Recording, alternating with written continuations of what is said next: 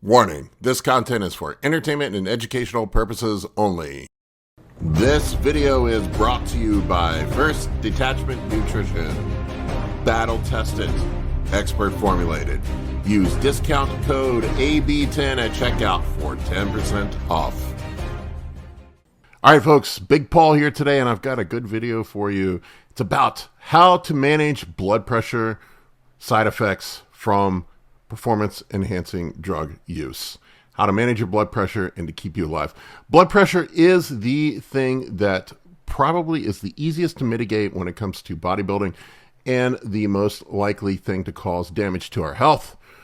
So it's important to keep an eye on your blood pressure, and we're going to go over how to manage it, what are the causes of high blood pressure from PED use, and various pathways that high blood pressure occurs. This is a free preview of a section from our Anabolics, the Science of Anabolics, and PED use e-course that you can find at the Anabolic Bodybuilding website. We have an entire section dedicated to side effects and how to mitigate side effects. This is the first video in that section. You can head over to the Anabolic Bodybuilding website to check out a free preview of the courses. There's about 2 hours worth of free content up there. And I have a sale going on until Monday.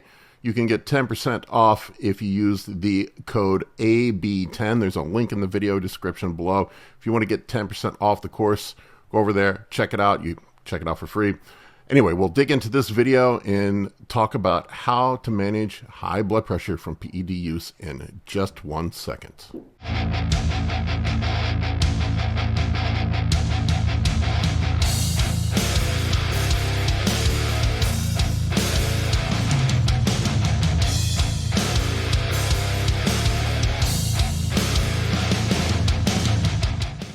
All right, folks, Big Paul here with Kurt Havens. We are going to talk about high blood pressure. We're digging into some of the side effects from performance-enhancing drugs today, and we are going to talk about high blood pressure and how steroids cause high blood pressure. What's going on, Kurt? Nothing. Thanks for having me again. So I would say, I mean, you can correct me if I'm wrong here, but it seems like managing your blood pressure is probably the simplest and easiest thing that you can do to mitigate most of the side effects that come from PEDs. I mean, if we pull back and look at what usually kills bodybuilders, it's most often kidney failure and cardiovascular events, whether that's strokes, aneurysms, heart attacks, and kidney disease. It seems to be what generally what guys are dropping over from. Yeah. I haven't heard. No, I've never heard of anybody dying of liver failure. I mean, I guess it could happen. I've seen messed up livers from it, but not. They're usually. Yeah, no, we definitely have seen messed up livers from stuff, but you have to try pretty hard to fuck up your liver. I think if you're running orals year round and drinking alcohol, then you're at risk. But blood pressure seems to be the simplest and easiest thing to manage. I mean, and you can go, we talked about it beforehand, but people have this irrational fear of talking to their doctor about it, which is really strange to me. I guess I kind of get it because like nobody wants to have the discussion with their doctor that they're on PEDs, but you don't even have to say anything. You can just go in and say that my blood pressure is high. I need some help with it, and they'll help it with it. But a lot of times it's just poor choices and compounds. It's poor management. A lot of times diet. I mean, diet plays a huge role. Being overweight, you know, dudes that let their body fat get up to 20-25%, then they're a bloated mess from taking D-ball. Stupid shit like that. A lot of times just doing some cardio and keeping your diet clean is plenty enough to keep your blood pressure in check. But I don't understand why people. It used to be this belief too. I don't know if you remember this, but back in the early 2000s, I remember guys wanted their blood pressure to be high. It was this weird belief that somehow that it would make you stronger. Guys didn't want to do that, but it's odd to me that dudes will take bathtub trend but are afraid to take an ARB or an ACE inhibitor. It's really It's really odd. You still, but it's sort of flipped the 180 now. Yeah. Now everybody wants to be on a blood pressure med, and it's probably unnecessary for most people. Yeah. And you and I both have videos talking about that separately outside of this. I think that's the funny thing about this industry is it's constantly flipping, and it's constantly so extreme. There's never anything in the middle. And blood pressure seems to be the trendy thing right now to manage. Everyone's managing it on their own without seeing a doctor. I don't think pretty much all of the clients that I get when they list their medicine that's on the beginning, they're all on blood pressure medicine, and none of them see a doctor. No, yeah, it's the same thing with me, and I would say probably half or more of them don't need to be. No. I mean, there are some people that are genuinely hypertensive. I was hypertensive before I ever took a PED. Runs in my family. Everybody seems to be diabetic and have hypertension. Just wonderful genetics there. But I've actually seen some people be hypotensive and they're taking stuff. I'm like, why you take a blood pressure medicine when you're hypotensive? I mean, that's yeah, mine runs insane low. to My me. wife's runs low. Just So let's talk about the levels of blood pressure. What's normal and not normal? Do you want to run through this, or should I? sure. Yeah. I mean, so hypo meaning low is 90 over 60. You don't Or want below, right? That's not necessarily good either. Normal is 120 over 80 or less than 80 for the bottom number. At risk would be pre-hypertensive, would be a systolic of 120 to 139, the diastolic of 80 to 89. So it doesn't actually have to move as much as people think. Which is everybody in bodybuilding. That's where they all sit. Well, and realistically, and we talked about this before we started recording, when you start a cycle, when you get the dose to, usually at a certain point, when you get the dose to an adequate level, generally your blood pressure goes up anyway. That's kind of a normal response to androgens. High blood pressure then would be 140 or higher, and a diastolic of 90 or higher. Yeah, and I occasionally will see people that are above that, but it's not that frequent. It's usually when I see people that have incredibly high blood pressure that are on PEDs, they're crushing the orals, their estrogens through the roof, and they're fat. Yeah, there's generally an underlying thing. It's if you have a genetic predisposition to that, that's slightly different. But for most people, there's usually something else going on. And at least what I see on my end is I see the estrogen causing it more often than not, but that's not generally managed. They try to then manage it using something like telmisartan. So let's talk about some of the potential PED causes of high blood pressure. We have CNS stimulation, which is a normal response, right? I mean, the normal responses to blood pressure going up are generally dehydration, loss of fluid, like trauma, loss of fluid, or fight or flight. It's to get you moving. And there are a lot of potential causes for CNS stimulation in our community. Overuse of stimulants, like everybody jamming pre-workouts and hammering caffeine all day long, using things like ephedrine. Like some of the pre-workouts are nutty how much caffeine is in them, and then there's also usually pump enhancers in there to increase blood volume as well, which probably is going to make your blood pressure go up. Well, on top of the blood volume increase from the steroids. Yeah, on top of the blood volume increase from the steroids. Androgens are going to, anything that's a very strong androgen is going to increase CNS stimulation, correct? Things like tren or anadrol or things like that are probably going to increase CNS stimulation. Yes, yeah, so there's androgen receptors on all those organs that are getting hit, and then you also have cellular receptors they're considered androgen receptors, but they never go into the inside to cause gene transcription. Those are immediate, and that's what you get. The more androgenic something is, to generally more it stimulates those, and that's where you get that really acute, like a halotestin, a trenbolone, anadrol. And you know what's funny, Kurt? This is the more evidence that cardio and diet play a role in this. I, in the off season, have to run a blood pressure med, and I run pretty bland hormones in the off season. It's mostly just test and primo, and then when I get on contest prep towards the end, when I'm running the nasty stuff like tren, halo, these other things, but I'm leaner, I'm in better cardiovascular health, my blood pressure is normal without blood pressure meds. Yeah, well, that's why I always try to stay closer to being in shape all year round for that reason. It's just generally healthier. I think you respond to things better. There's Yep. just no need to push, and I know we've both done both things where you've gotten heavy. Yep. I've gotten heavy. I don't really find it's really advantageous to really get out No, of you shape just for no feel reason. It's off. so horrible. You just feel awful. It's hilarious. I have to drop blood pressure meds on contest prep. Usually I'll Yeah, 'cause you're start going going the other way. hypotensive. I'll get people reach out to me like, "Hey bro, I felt like I stood up too quick and I felt like I was going to pass out." I'm like, "Yeah, Yeah. you're hypertensive, man. Stop taking that telmisartan that a certain uh, world-class PED educators have told you to take. It's time to drop it." Other causes: androgen induced stimulation of the renin-angiotensin-aldosterone system, which regulates aldosterone. We don't have to go into great detail about how it works, but management of that system through things such as an ACE inhibitor or an ARB is a possibility. But the androgens seem to stimulate that system, which causes more aldosterone production and more water retention.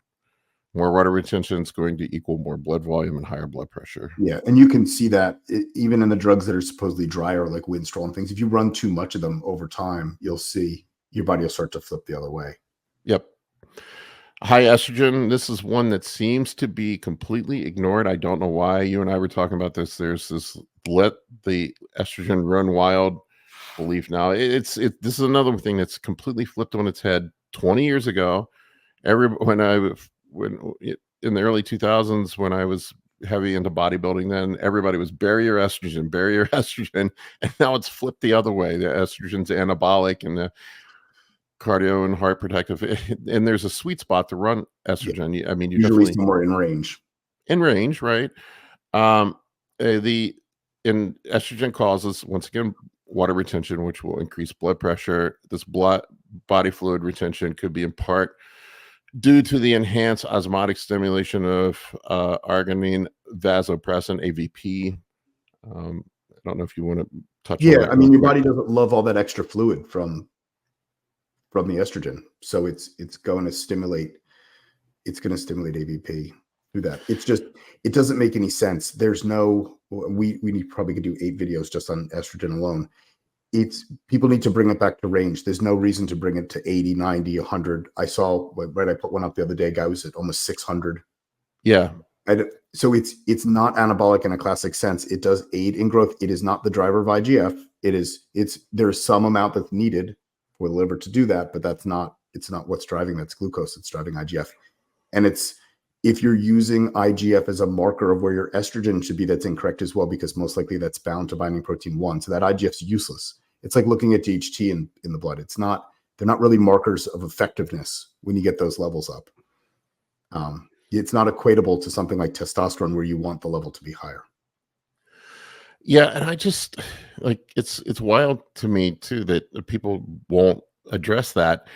And I would assume, now correct me if I'm wrong here, I'm not a pharmacologist by any means, but taking an ARB or an ACE inhibitor is not going to address the pathways that are potentially causing the water retention here with estrogen, correct? Yeah, and just address the issue, right? Because the only issue with estrogen is not the water retention. Estrogen poses a ton of issues in the human body. If you go back to the IGF thing for a second, there's a reason why women produce more growth hormone but have less IGF, because they have higher estrogen. So Right. if you're using that as logic to make your growth hormone work better, you're completely backwards unless you're a cow. It's So the just moral, totally I was counterproductive. going to say the moral of the story is here you want to keep estrogen in range. Yeah, it's You don't not. want to bury it. You don't want to let it get too high. Women would be walking. Even in women, it's not the anabolic hormone. It's generally progesterone or progesterone-based hormones that are doing that. HGH, water retention, and we've all experienced the water bloat from HGH, which it seems to be caused by increased sodium pump activity. Kurt, can you go into this a little bit? Yeah, your kidneys will start to hold more sodium, which will then subsequently cause you to hold more water. It's generally just an acute reaction to the growth hormone as it goes up. You'll notice most people get greedy with it and they try to jump into these big doses right away. Generally, if you titrate up slowly with growth hormone, if you start with like 2 or 3 units, assuming you've never done it before, and you titrate up slowly over months, you generally won't experience these issues. If you go right to a bottle a day, or 10 units or whatever, your end goal is immediately you're going to retain a bunch more sodium and subsequent fluid from that. There are ways to mitigate that, which we can get into. Your sodium potassium ratio is probably off anyway. Most likely you're not eating enough potassium rich foods. And there are, I don't know if you want me to go into the thing with the false blood testing. Yeah, you can talk about it. It's just kind of an interesting thing. So our ancestors, Paleolithic men, have like a 16-to-1 potassium to sodium ratio. Most modern Americans have a 1-to-1 ratio. So we're way skewed. And as bodybuilders, something we found is we tend to be more vascular than normal people. And when we get our blood drawn, a lot of guys will flex their forearm and watch their veins. And the problem is when you contract, a normal person, like when my wife draws her blood, they give her a little ball and she squeezes and her veins come out, and then she relaxes and they put the needle in. Bodybuilders tend to keep their muscles tight. And when they put the needle in, it punctures a little bit of the muscle and it seeps potassium into the space. And so a lot of times the blood draw will show a falsely high potassium level that's not actually there. Very rarely do you find people that actually have high potassium levels, except on some of these drugs that we'll go into in a minute. Yeah, I mean, that is an issue with some of the ARBs, telmisartan, can cause. Like for me, I have to supplement with potassium, and I got rid of any water retention from growth and the tingling, all that kind of stuff. And you touched on a good point there with the titration of doses. I have noticed too, like if I come right out of the gate with a heavy load of androgens and HGH coming off of a cruise or whatever, that my body seems to have this reaction where I do get a lot of water retention. Whereas if I titrate up slowly over a 6 to 8 week period of time, I don't seem to have those issues. Yeah. Well, with androgens, you're looking at androgen receptor density, right? And so that changes over time. The more androgens you have present, the more androgen receptors you'll have. And when you go, if you're blasting and cruising, when you cruise for a period of time, like I know you cruised for a good period of time last year. Yeah, like 4 months. So in the 4 months time, and you brought your dose significantly down, although you've improved other markers of your health and stem cell proliferation, so that actually allowed your organs to heal, your androgen receptors downregulated to an extent. And then if you were to then go right back to the big dose, you don't have the receptors to basically bind to all that extra androgen. So now they're going to hit the ones that are on the cell surface. They're going to hit the ones in your organs. The androgen is just basically like an overflow. Your body doesn't know what to do with it. When you go right to a huge growth hormone amount without titrating up, it's not so much a receptor issue as it is your kidneys don't know how to handle that load. So they're going to react harshly in that. Because I remember when I did growth the first time, I went from 3 to 6 to 9 really quickly. And at 9, I couldn't feel my hands. My ankles looked like I was pregnant. But you get used to it over time, right? You can run whatever now and not get any bloat from it. Yeah, I mean, I'm at the point now where it doesn't seem to affect me. It did when I first started. I remember even 4 units would bloat me up.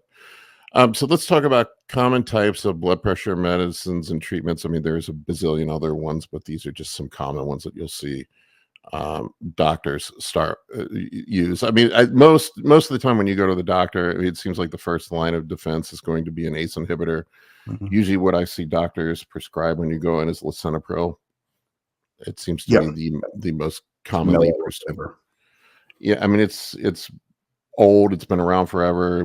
It's fairly well tolerated, other than the dry cough, which I got a dry cough from. So there's ACE inhibitors. Let me back up for a second. So I'm going to start here in the middle. So RAS stimulation and water retention. Those are the 2 most common causes of increased blood pressure, right? Yep. That we're going to see in people. And addressing RAS stimulation is usually where most doctors are going to start. They start off with ACE inhibitors, as I mentioned. Like I said, the dry cough can be an issue. Too much bradykinin, am I saying that correctly, causes the dry cough in some people. Not everybody gets that. And then we have ARBs, which are popular in the bodybuilding community right now, because of they do have some other added benefits, whether or not they're what they are, but would be drugs like telmisartan, losartan, valsartan, But they do have some potential problems. Like we've seen drug-induced angioedema, potential side effect from ARBs, potential increase in potassium levels, especially as you get deeper in contest prep. I've seen some dudes that are running telmisartan that end up hyperkalemic towards the end of contest prep when they're jamming potatoes. When you're eating nothing but plain chicken, right, and asparagus, you're no longer eating the food that is salted. Yep. Yeah, and it seems you might be sweating more. Things like tren will and Mastrong you'll lose more minerals, so you might be losing some more sodium from those things. It does seem that we've seen some studies, and I think this is why some people are promoting the use of telmisartan and other ARBs. Telmisartan seems to be the one that's most effective at this, but there does seem to be some effect of lowering or A1C and hemoglobin and hematocrit from running ARBs. I don't know how much it is. I've seen a little bit of a drop on my blood work, but nothing significant. And that's usually not why the primary use why guys are using it, though, right? It's usually they're trying to get rid of this water. And then there's the shotgun approach using diuretics, which forces diuresis for you to pee out the water. And a lot of times you'll see some of these drugs combined. There are combinations. You'll see these drugs will be packaged with hydrochlorothiazide, in them, a low dose of hydrochlorothiazide in them as well, which is, unless you have some sort of heart failure going on, probably is unnecessary. There's bigger problems if you need a diuretic to flush this out, right? Yeah, I mean, I think all of these things you need to see a doctor first before self-medicating. I get it, right? People get their gear off the street, right? You're not getting equipoise from your doctor, so it seems ordinary then to just get your blood pressure medicine in the same way. Or I see people buy acne medicine that way as well. I think for some of these drugs, it's absolutely worth seeing a doctor, especially if you're going to introduce diuretics. Diuretics will kill you, can kill you. Yep. And it's cheaper. Your insurance is going to pay for it. Yeah. Right. So you're unnecessary. And most of the time, like, sometimes doctors will fight with you. Like I've seen guys where the doctors will fight with them about taking an ARB. They want to prescribe an ACE inhibitor. But most of the time, if you just ask, or you just say, hey, I've used this before and I've responded better to it, is there any way I can get this? They'll work with you. And normally, you guys will use the ARBs and not the ACE. The ACE inhibitor is basically just blocking angiotensin 1 from converting to angiotensin 2. And if your water retention that you have, your high blood pressure is from estrogen or from androgens, not through the raw system, using an ACE is not necessarily going to do anything. But when you use telmisartan, you'll get, because it's hitting the receptor at the kidney, you're going to get some water reduction. Whether that's the right way to do that or not, I don't necessarily think it's the right way to do it, especially if your angiotensin 2 is not elevated. Just to take it prophylactically doesn't make any sense. I was talking to, when I did the interview with Dean, Dr. Dean St. Mart, he mentioned that he's seen a lot of guys that have serious stomach issues, IBS. They think it's IBS, and then it turns out that it's the telmisartan causing them to shit their pants. Yeah. It bothered your stomach a little bit, didn't it? Yeah, a little bit. It was what got me was the cholesterol meds. Probably taking magnesium oxide on top of it didn't help either. Yeah, that didn't help either. Vasoconstriction, constriction of the arteries and heart can cause high blood pressure. Alpha blockers reduce smooth muscle contraction. Calcium channel blockers causes the heart and arteries to squeeze more. Calcium causes the heart and arteries to squeeze more tightly, and calcium channels block this, which also a fun side effect of calcium channel blockers is they make you weaker in the gym. Yeah, well, you need calcium for all muscle contractions. For muscle contractions, right? And then you'll hear guys using vasodilators. Everybody seems to have a love with Cialis, and when you look at the studies, Cialis doesn't really cause that much of a lowering of blood pressure. It's very mild. I mean, if you want to take it, I guess why not? But it doesn't seem to be dramatically effective on lowering blood pressure. Yeah, I would just use Cialis for what it's intended for, and it's great if it gives you some other benefit outside of that. But I wouldn't be using any of these drugs just.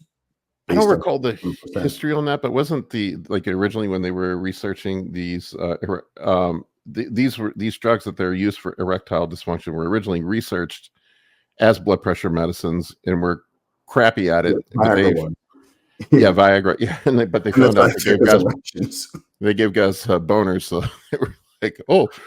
Well, these were also guys that probably hadn't like these guys are not healthy and they hadn't an erection a long time, and so they probably reacted a little stronger to it.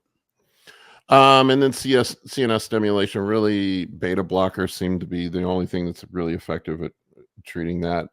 Or you could just stop the things that are causing CNS stimulation, as we mentioned earlier. Beta blockers also seem to slow metabolism and inhibit fat burning. So that is a fun side effect for bodybuilders to consider. Yeah, so that beta receptor is the same one that things like clenbuterol interact with. And so not necessarily something you want to block per se, unless you have to. So you don't want to be running that with clenbuterol, is what you're saying. I'm going to briefly touch on this, and I'll put a link to this in the video description. But there's a study where renin-angiotensin aldosterone system in bodybuilders using superphysiological dose of anabolic androgenic steroids.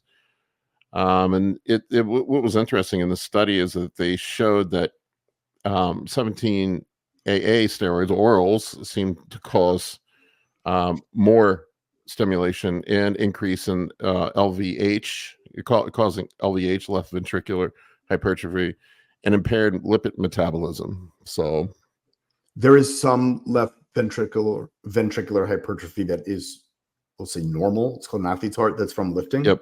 That's not what they're talking about here, though. They're talking about when it's severely enlarged, and you don't want one side severely larger than the other.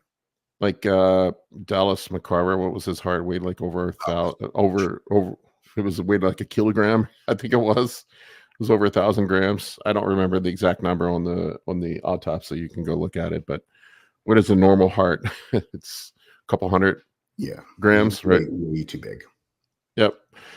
AAS is called stimulation of the renin-angiotensin aldosterone system, as we call it. It seems that orals seem to be the worst.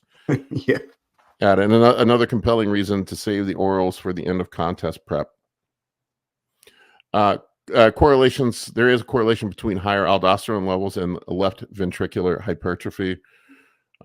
Studies have proved that increased activity of the RAS also plays a role in the pathogenesis of cardiological disease, cardiac infarctions, arterial hypertension, circulatory failure. And the overactivation of the RAS system is a factor in eliciting changes in the cardiovascular system observed by AAS users. So that's sort of one of the compelling reasons why I think a lot of guys are advocating for regulating it. But once again, it's going to be dependent on dose, compound choice, other factors. And dose. Yeah. Body weight. Yeah. Body weight. So yeah, I mean, most guys probably don't need. It depends. I see varying doses all over the place, but if you're actually causing harm, you probably should lower your doses. Yep, that is very much true. I don't want to go too much into how the RAS system works. We can make another video if you guys want us to do that, and we can and dig deeper into how the RAS system works. I have a video, I think, up on YouTube. Yeah, we can video just on that. I mean, it's unless people really find it interesting, it's probably boring. But it's probably unnecessary. All right, any parting words or thoughts on blood pressure, Kurt? I mean, it's definitely a serious problem, right? It's the biggest killer bodybuilders, and it definitely should be looked at and managed. I would love people to see a doctor, though, if they have an issue. I don't think your doctor is really going to be that concerned or yelling at you about doing steroids. Most likely, they're not even going to know, unless you are so large. You know, like if you're a 270-pound pro bodybuilder, perhaps they would notice, but I don't think doctors are typically not that aware of it. You'd be better off at least seeing a doctor and getting the right medicine versus trying to guess what you need. Yeah, and I would consider also the underlying causes of the hypertension. Why are you hypertensive? If you are hypertensive, is your estrogen too high? Does your diet suck? Not going to do that. Is your sodium intake too high? is your is your body fat too high? You know, are there other things going on? Does your diet suck? You know, all these other factors. Are you doing cardio? So all these other factors that you can use to potentially lower lower your blood pressure before you even have to go to a doctor. But it doesn't hurt to talk to a doctor. I'm with you, man. I think self-medicating is probably the dumb way to go here. Talk to a doctor. Most doctors aren't going to give you a hard time about blood pressure medicine. It's probably, I don't know. I don't know the stats on it, but I would assume that blood pressure meds have to be one of the most commonly prescribed medicines outside of maybe statins. Yeah, and doctors are very fast to prescribe them. They're not going to give you grief over that. They'd rather put you on this stuff and not worry about it. But like you said, look at the underlying issues though, because most likely you're doing something that's causing this, and it's not just blood pressure being high for being high's sake. Yeah, one of my friends who is working in an ER said they don't even bat an eye unless you're like 140 over 90. Most doctors, it's they don't even get concerned. Now, I'm not saying that you should let it get that high. You want to make sure that you're keeping it more in line. It's good to measure. I have my clients measure their blood pressure several times a week and report in on their check-ins just to make sure that things are okay. But you know, I think it's good to keep tabs on these things and don't fly blind. Yeah.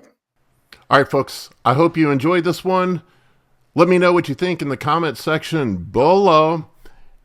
Go check out a free preview of the Science of Anabolics e-course over at anabolicbodybuilding.com. And if you want to pick it up, I have a 10% off sale going until Monday. Use the code AB10 for 10% off.